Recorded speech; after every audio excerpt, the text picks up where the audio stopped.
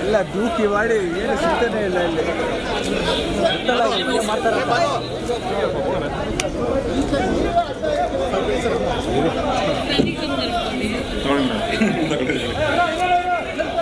ಈಗ ಆನೆಗಳ ವಿವರಗಳು ಕೊಡ್ತಾ ಹೋಗ್ತೀನಿ.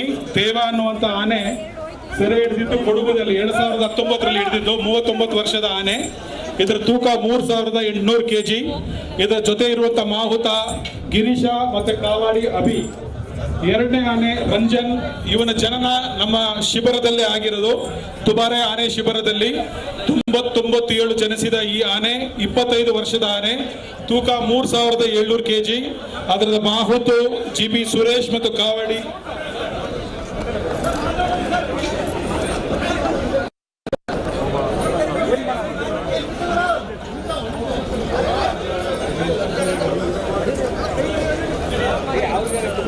ಹಲೋ